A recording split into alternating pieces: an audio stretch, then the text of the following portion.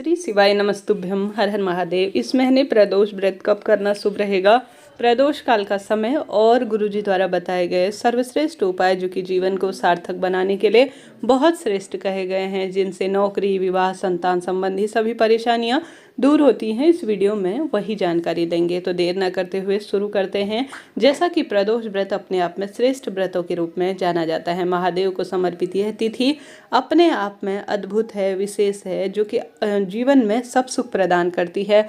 रोग, कष्ट, परेशानियां जो भी चल रही है या मन की कोई कामना है, तो आप सभी इस महीने खरमास शुरू होने से पहले प्रदोष व्रत शुरू कर लीजिएगा और निरंतर करते हुए उद्यापन करें। आपको 1-2 प्रदोष व्रत के करते करते ही जीवन में सकारात्मक परिणाम मिलना प्रारंभ हो जाएंगे। प्रदोष व्रत का नियम कैसे होता है, ध्यान से सुनिए। सबसे पहले ब्रह्म मुहूर्त में गंगा जल मिश्रित जल से स्नान करें और पहली रात्रि से ही सात्विक भोजन ग्रहण करें, इस बात का भी ध्यान रखें।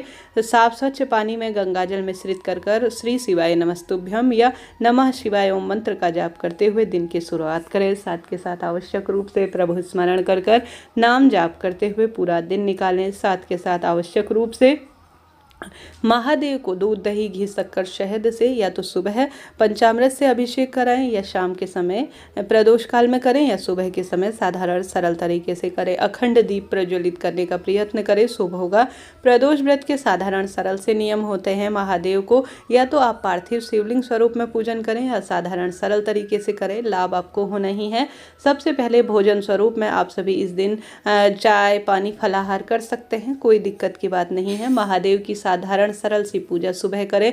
विधि विधान से पंचामृत से अभिषेक, जलाभिषेक, बेलपत्र, आक, धतूरा और जो भी आप महादेव को भावपूर्वक समर्पित करते हैं, महादेव से मान्य करते हैं, व्रत का संकल्प लें और व्रत पूरे दिन करते हुए आप सभी प्रभु स्मरण करें। प्रदोष व्रत की कथा सुने। शाम के समय जब प्रदोष जो है अर्थात सूर्य अस्त से कुछ मिनट पहले समय और सूर्य अस्त से 45 मिनट 40 मिनट आसपास जो है प्रदोष काल का शुभ समय होता है, जो आगे चलकर आपको बताया जाएगा।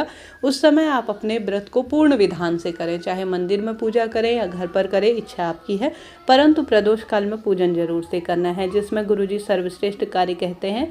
आप सभी को बेलपत्र वृक्ष के नीचे दीपक प्रज्वलित करना है और महादेव के मंदिर में भी जरूर से दीपक लगाना है, ताकि मन की कामना सिद्ध हो और दुख दरिद्रता का पूर्ण रूप से नाश हो।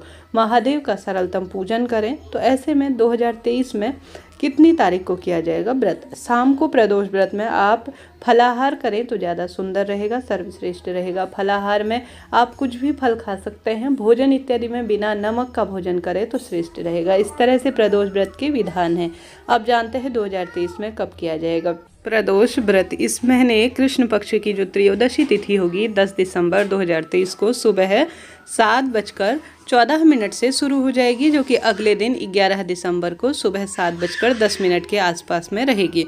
शास्त्र प्रमाण कहता है जो त्रयोदशी व्रत होता है अर्थात प्रदोष व्रत होता है, शाम के समय प्रदोष काल में त्रयोदशी तिथि होनी चाहिए, व्याप्त होनी चाहिए, तभी जो है प्रदोष का व्रत किया जाता है। तो ऐसे में उदया तिथि और जो प्रदोष व्रत करने के नियम होते हैं उसके आधार पर 10 दिसंबर 2023 को प्रदोष व्रत करना ज़्यादा श्रेष्ठ रहेगा।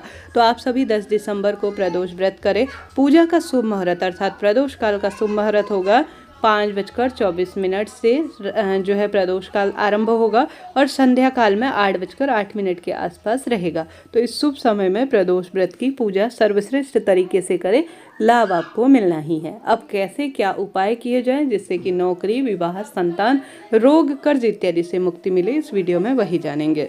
तो सबसे पहले कच्चे सूत का उपाय आपको बताना चाहूँगी, जिसमें गुरुजी कहते हैं प्रदोष काल में आप सभी 5 बेलपत्र, शिव पर चढ़ी हुई बेलपत्र भी ले सकते हैं, तरोताजा नई बेलपत्र भी ले सकते हैं। बस इस बात का ध्यान रखें कि जिस दिन आप प्रदोष का व्रत करें ना, बेलपत्र नहीं तोड़ी जाती। जैसे कि सोमवार के दिन अगर व्रत है तो बेलपत्र ना तोड़े। प्रदोष का व्रत है अमावस्या, पूर्णिमा, साँझ के समय जो बेलपत्र वृक्ष की पत्तियाँ होती हैं ना, वह नहीं तोड़ी जाती। घर पर श्राद्ध कर्म भी हो ना, तो उस दिन भी बेलपत्र की पत्तियाँ नहीं तोड़ी जाती। आप एक दिन पहले ही आपको वीडियो प्राप्त हो जाए तो बेलपत्र 5 तोड़ लीजिएगा। शिव पर चढ़ी हुई भी बेलपत्र ले सकते हैं।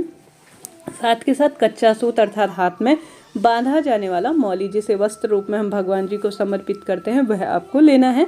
लेने के बाद आप सभी को चले जाना है शिव मंदिर में। शिवलिंग पर जो शिवलिंग के आसपास अर्थात शिव परिवार के आसपास नंदी महाराज बैठे होते हैं, उनका जो उठा हुआ पैर होता है उस स्थान पर आपको बैठ जाना है।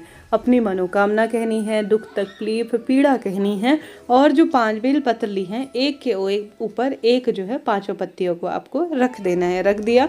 अब जो बेलपत्र का जो डंडी वाला हिस्सा है ना, उसमें अपने नौकरी, विवाह, धन, संपदा, रोग, कर्ज मुक्ति है, जो भी बाधा है, जो भी परेशानी है, उन सभी को कहते हुए आप मौली पूर्ण रूप से लपेट दीजिए डंडी की तरफ। ठीक है, डंडी की तरफ लपेट दिया आपने पूर्ण रूप से मौली। अब जो आगे का सिरा है ना, जो पत्तियों में आपको लाल चंदन लगा देना है। गुरुजी लाल चंदन कहते हैं, न होने की स्थिति में आप पीला चंदन भी लगा सकते हैं। तो लाल चंदन आपने लगा दिया। मन की कामना कहकर नंदी जी महाराज के उठे हुए पैर की तरफ बैठना, इस बात का ध्यान रखते हुए आप सभी को वो है बेलपत्र जो आपकी मनोकामना की, धागे की, गांठ की हैं और लाल चंदन वाली हैं, वह शिवलिंग रूप से समर्पित कर देनी है। यह सरल सा छोटा सा उपाय आपके भाग्य में परिवर्तन लाएगा, दुख दरिद्रता का नाश करेगा और कष्ट सदा सर्वदा के लिए दूर करेगा। इस पवित्र महीने में खास तौर पर प्रदोष व्रत के दिन यह उपाय खास किया जाता है अपने जीवन की सब कामना सिद्धि के लिए। करके देखिएगा, महादेव खुशियों से झोली भर देंगे। साथ के साथ गुरुजी कहते हैं, प्रदोष व्रत के दिन आप कुछ भी नहीं कर सकते हैं तो शिवलिंग पर जो जल का अभिषेक करते हैं उसमें एक शमी पत्र, 5 बेल पत्र, थोड़ा सा हरा मूंग और गुड़ का टुकड़ा डालकर श्री शिवाय नमस्तुभ्यम कहकर यह सभी चीज़ें पहले ही प्रबंध कर लीजिए और अपने पास रख लीजिए। एक जल के पात्र में डालकर एक गोल बाती का दीपक ले जाकर चले जाएं महादेव के मंदिर में। पूर्व या उत्तर दिशा की ओर बैठ जाए और जल के पात्र में जो सभी सामग्री डाल रखी है और एक जो दीपक है वह सबसे पहले जलाभिषेक करें संपूर्ण शिव परिवार पर, जिसमें गणेश जी महाराज, माता अशोक सुंदरी, कार्तिकेय जी भगवान, माता रानी का हस्त कमल पर समर्पित करते हुए शिव पिंडी पर जलाभिषेक करें। साथ के साथ एक दीपक लगाएं, दीपक से पूर्ण रूप से आरती करें।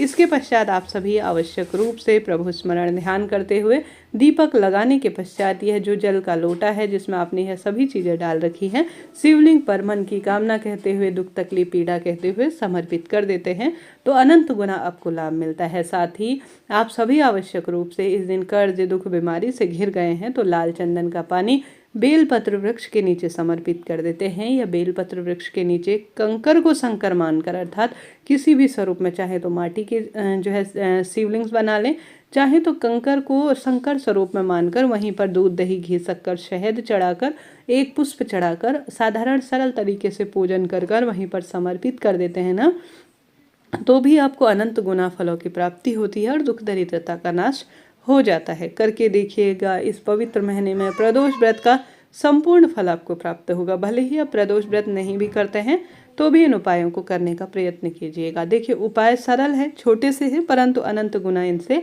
लाभ प्राप्त होते हैं। वीडियो उचित उपयोगी रहा हो तो लाइक करें, शेयर करें, सब्सक्राइब करें। हर हर महादेव।